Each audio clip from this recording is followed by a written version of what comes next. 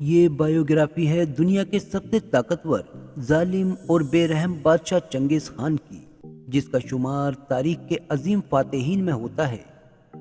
چنگیز خان نے سن 1206 سے سن 1227 تک نہ صرف زبردست طریقے سے اپنے ایمپائر کو پھیلایا تھا، بلکہ اس وقت چین سے لے کر افغانستان، ازبکستان، روس، افریقہ، Japan, north Siberia, Iran, Iraq, Bulgaria اور ہنگری تک جو بھی دیش اس کی زد میں آیا وہ اسی کا ہو گیا، اور اسی لیے اس وقت زمین کے 22% حصے پر بھی اس کا قبضہ تھا۔ کہا جاتا ہے کہ چنگیز خان کی فوج جس علاقے سے گزرتی تھی وہاں سوائے تباہی اور لاشوں کے ڈھیر کے علاوہ کچھ باقی نہ رہتا تھا۔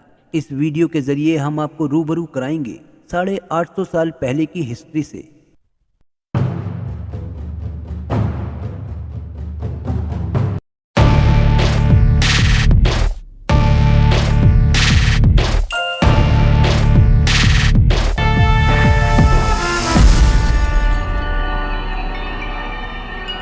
چنگیز خان کی اس بایوگرافی میں ہم آگے بڑھنے سے پہلے بات کریں گے چنگیز خان کے باپ یسوگئی کے بارے میں، جو ایک منگول برجگین قبیلے کا سردار ہونے کے ساتھ ساتھ ایک اعلیٰ درجے کا جنگجو اور ماہر شکاری بھی تھا، جس نے اپنی بہادری اور طاقت کے دم پر بہت سے علاقوں کو فتح کیا تھا۔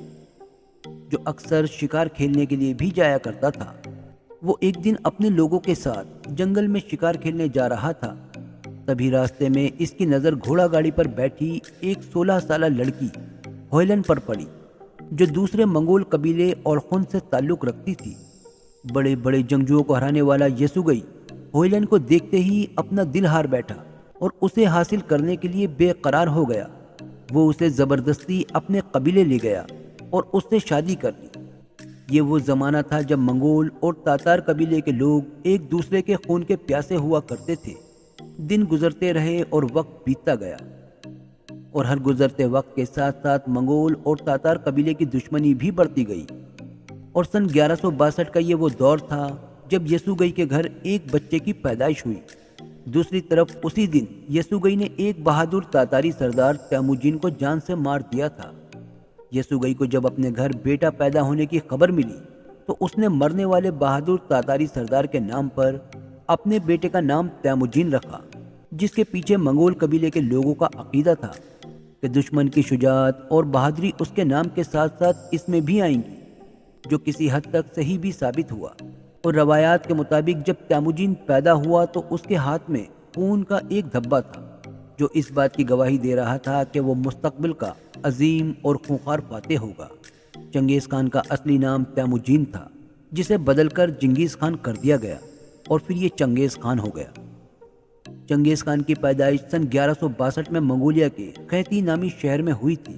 وہ اپنے باپ یسوگئی کے ساتھ رہتے ہوئے چھوٹی عمر سے ہی گھڑ سواری، تیر اندازی اور تلوار چلانے میں ماہر ہو گیا تھا۔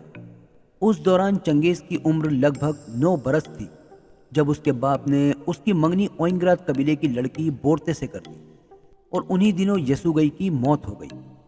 منگول زبان میں لکھی گئی کتاب دی سیکریٹ ہسٹری آف دی منگولز کے مطابق اولخند قبیلے کے سردار نے یسوگئی کو اپنے قبیلے میں دعوت پر بلایا۔ اب چونکہ شادی کے بعد یہ پہلی بار سسرال کی طرف سے بلاوا آیا تھا، جسے یسوگئی نے خوشی خوشی قبول کر لیا، اور اس کے پیچھے چھپی سازش کو وہ سمجھ نہ سکا۔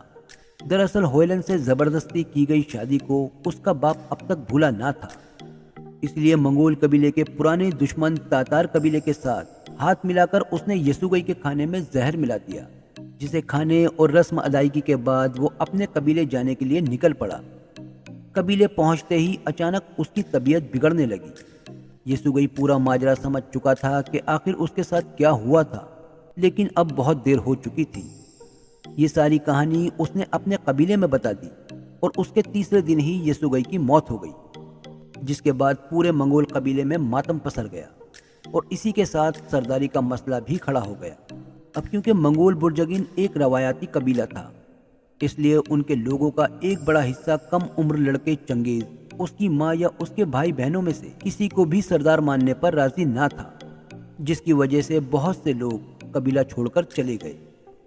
دوسری طرف یسوگئی کے دشمنوں میں سے ایک تائی جوت قوم کے سردار तुर्काताई को जब यसुगई के मरने की इत्तला मिली तो उसकी खुशी का ठिकाना ना रहा।